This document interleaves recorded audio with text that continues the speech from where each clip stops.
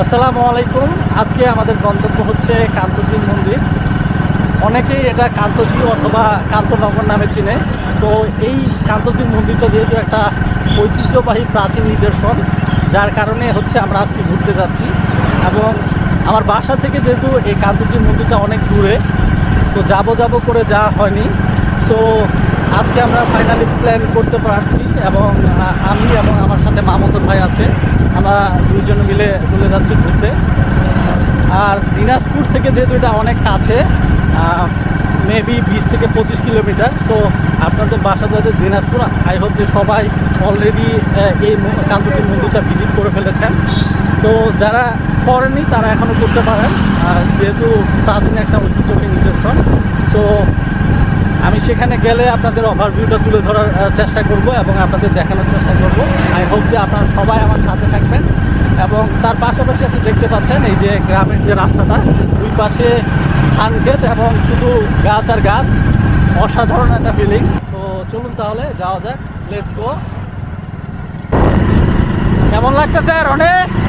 অসাধারণ।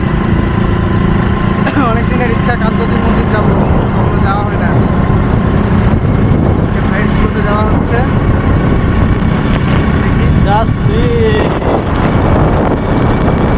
জায়গাটা অসাধারণ না? রাস্তাটা অসাধারণ।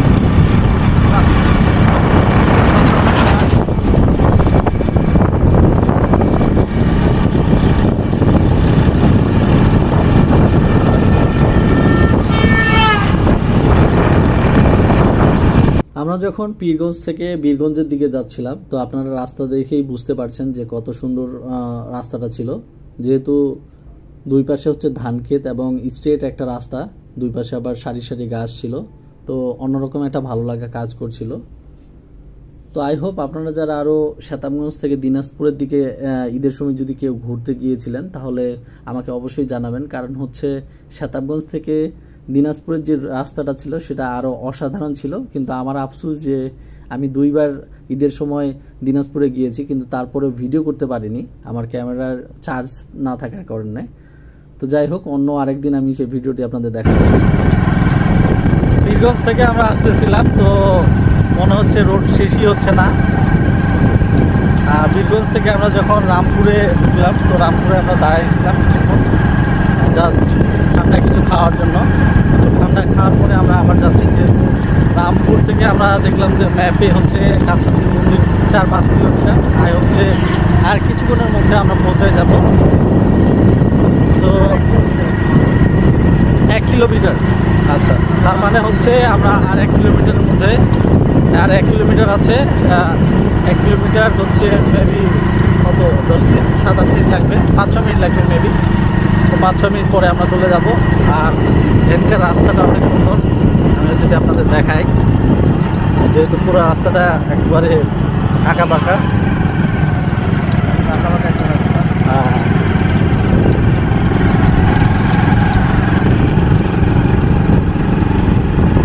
এখন কোন পাশে রনি বলো? এখন তোমার ম্যাপ দেখাও। সোজা সোজা সোজা, একদম সোজা।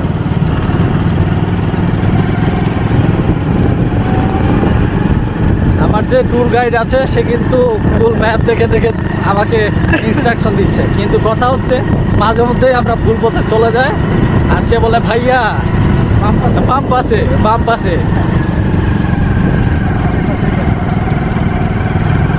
তো ঠিক পথে যাচ্ছি তো রনি? হ্যাঁ, পরে আবার যাওয়ার পরে বলবেন না তো যে ভাইয়া আমরা তো ভুল জায়গায় চলে আসি?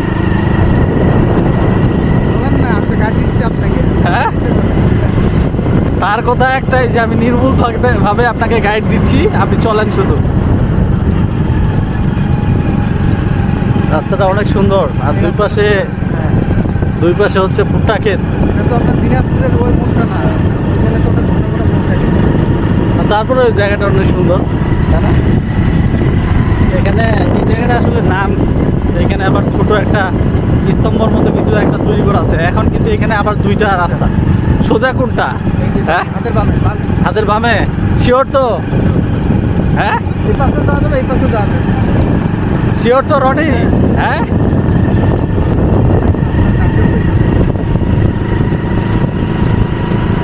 আচ্ছা যাই হোক, সামনে দেখে তো মনে হচ্ছে রাস্তা এখানেই শেষ। অবশেষে ফাইনালি আমরা কান্তজির মন্দিরে পৌঁছে গেলাম। তো এই যে দেখতে পাচ্ছেন এটা হচ্ছে প্রথম যে গেটটা, যেহেতু দুটো গেট আছে, অপোজিটে সামনে আরেকটা গেট আছে। তো আমাদের গাড়িটা যেহেতু এখানে কাছে রাখা ছিল, সো আমরা এই গেটটা দিয়ে ভিতরে যাচ্ছি। তো আমি যেমনটি আপনাদের প্রথমেই বলেছিলাম, কান্তজির মন্দির মানুষ আসলে বিভিন্ন নামে চিনে। সেটা হচ্ছে কান্তজিউ মন্দির, কান্তনগর মন্দির, বা অনেকে আবার নবরত্ন মন্দির নামে এটা চিনে থাকে। 1800 শতকে নির্মিত মন্দিরটি দিনাজপুর শহর থেকে 20 কিলোমিটার দূরে দিনাজপুর তেঁতুলিয়া সড়কের প্রায় 1 মাইল পশ্চিমে টেপা নদীর পাড়ে কান্তনগর গ্রামে এটি অবস্থিত। সো চলুন আমরা এখানে যে মুরব্বি আছে তার সাথে একটু কথা বলি। কাকা কেমন আছেন? এটা কতদিনের পুরোনো কাকা?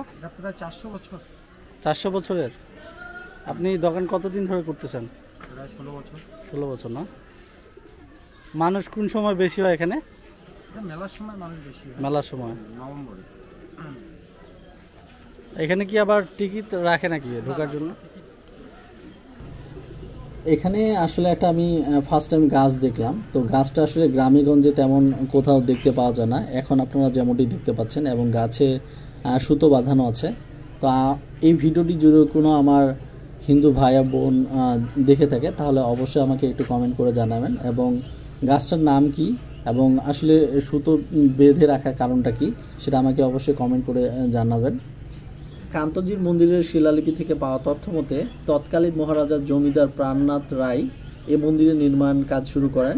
পরবর্তীতে 1722 সালে প্রাণনাথ রায়ের মৃত্যুর পর তার পোষ্যপুত্র মহারাজা রামনাথ রায় 1752 সালে মন্দিরের নির্মাণ কাজ শেষ করেন। তখন কান্তজির মন্দিরটির উঁচু ছিল 70 ফুট, কিন্তু 1897 সালে ভূমিকম্পে মন্দিরটি ক্ষতিগ্রস্ত হওয়ার কারণে বর্তমান এর উচ্চতা হচ্ছে 50 ফুট। বর্গাকার এই মন্দিরের বাইরের দেওয়াল জুড়ে প্রায় 15,000 টেরাকোটার টালি বা পোড়ামাটির ফলক লিপিবদ্ধ আছে মহাভারত, রামায়ণ এবং বিভিন্ন পৌরাণিক কাহিনী। 3 ধাপ বিশিষ্ট এই মন্দিরের চারদিক থেকে ভেতরের দেবমূর্তি দেখা যায়। প্রথম তলার সকল প্রবেশপথে বহু খাতযুক্ত খিলান দেখতে পাওয়া যায়। আবার দুটো ইটের স্তম্ভ পরপর স্থাপন করে খিলানগুলোকে পৃথক করা হয়েছে। স্তম্ভগুলো দেখতে চমৎকার এবং অলংকারযুক্ত। মন্দিরের প্রথম তলায় 21টি, দ্বিতীয় তলায় 27টি ও তৃতীয় তলায় 3টি দরজা খিলান রয়েছে।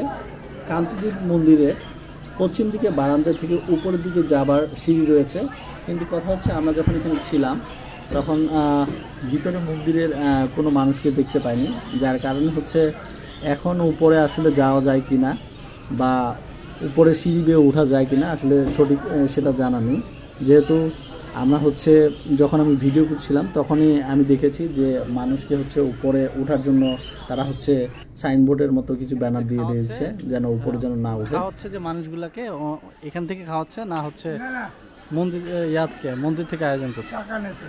টাকা নিছে? কত করে? 100 করে? এটা কি প্রতিদিন খাওয়ায়? প্রতিদিন? এটা কি মন্দির থেকে আয়োজন করছে নাকি? ও, এটা কোন সময় খাওয়ায় আর কি? 1টা-2টার দিকে ভোগ দিবে। এটা তার মানে প্রতিদিন চলে না? প্রতিদিন। আপনারা এখন যে ক্যামেরার সামনে মন্দিরটি দেখতে পাচ্ছেন, এটা হচ্ছে আমি স্থানীয় যারা মানুষ আছে তাদের সাথে কথা বলেছি। এটা ভাঙা মন্দির বলছে আর কি, নামই ভাঙা মন্দির। আর কান্তজির মন্দিরটার হচ্ছে সামনে এটা, আমি যদি আপনাদের একটু ভালোভাবে দেখাই, এই হচ্ছে ভাঙা মন্দির। আর এটার অপোজিটে এক্স্যাক্টলি আমার পিছনে আপনি যেটা দেখতে পাচ্ছেন এটা হচ্ছে আপনার কান্তজির মন্দির। তো এই কান্তজির মন্দিরটা আগে হচ্ছে ফাঁকা ছিল এবং খোলামেলা ছিল। তো পরবর্তীতে হচ্ছে চারপাশে দেওয়াল তৈরি করে দেওয়া হয়েছে আর কি মানুষের সুবিধার্থে। এবং এটা আরও কিছু স্থাপত্য ছিল আই থিঙ্ক, যে চারপাশে আমি যদি দেখাই, যেটার উপর আমি এখন দাঁড়িয়ে আছি, এই যে দেখতে পাচ্ছেন, হয়তো বা এটা ভেঙে ফেলেছে। সো আমরা যেহেতু আজকে প্রথম আসলাম, আপনারা বুঝতেই পারছেন, আমাদেরও ঠিক সঠিক জানা নেই। তো তারপরও আমি এইখানকার স্থানীয় যারা মানুষ আছে আমি তাদের সাথে কথা বলে আপনাদের সাথে এই ইনফরমেশনটা শেয়ার করার চেষ্টা করব। আর এই ছোট মন্দিরটির পাশে সুন্দর একটা ফুলের গাছ আছে, যেটা আসলে দেখতে ফুলও ধরছে অনেকগুলো, যেটা অনেক সুন্দর। আসলে পুরনো যেই মন্দির বা স্থাপনাগুলো, সবগুলো স্থাপনা আসলে খুবই সুন্দর। কারণ হচ্ছে আপনারা দেখতে পাচ্ছেন যে এই যে পুরনো স্থাপনাটা, এটা হচ্ছে এত সুন্দর করে কারুকার্য কাজভাবে ফুটিয়ে তোলা হয়েছে, যেটা হচ্ছে আপনারা নিজে যখন সামনাসামনি না দেখবেন ততক্ষণ বুঝতে পারবেন না। ফাইনালি আমাদের কান্তজির মন্দির ঘোরা শেষ। তো এখান থেকে হঠাৎ করে দেখলাম যে দীপশিখা যে স্কুলটা, এটাও একটা ঐতিহ্যবাহী স্কুল। এই স্কুলটা অনেক কাছে, তো যেহেতু ঘুরতে আসছি এটা বাদ দিব না। সো পরবর্তী ব্লগে আমি দীপশিখা যে স্কুলটা সেটা নিয়ে বিস্তারিত আপনাদের সাথে তুলে ধরার চেষ্টা করব। তো আই হোপ আমার আজকের যে ভিডিওটা দেখছেন আপনি বা দেখে ফেললেন, সেটা আপনাদের ভালো লেগেছে। আর যদি ভালো লেগে থাকে তাহলে অবশ্যই আমার ভিডিওটি লাইক করবেন, এবং আমার যদি ফেসবুক পেজ থেকে দেখে থাকেন তাহলে ভিডিওটি শেয়ার করে থাকবেন। আর অলরেডি ফেসবুকের সাথে সাথে আমি যেহেতু আমার ইউটিউব চ্যানেলে ভিডিওগুলো আপলোড করে থাকি, সো ইউটিউব চ্যানেলটাও সাবস্ক্রাইব করে রাখবেন। কারণ হচ্ছে আমি আমার ইউটিউব চ্যানেলের জন্য টেক রিলেটেড ভিডিও ছাড়াও বিভিন্ন ধরনের ব্লগ কন্টেন্ট তৈরি করে থাকি। সো সেগুলো পাওয়ার জন্য আপনাকে অবশ্যই সাবস্ক্রাইব করে রাখতে হবে। আজকে এ পর্যন্তই। ধন্যবাদ আপনাদেরকে আমার এই ভিডিওটি দেখার জন্য। আসসালামু আলাইকুম।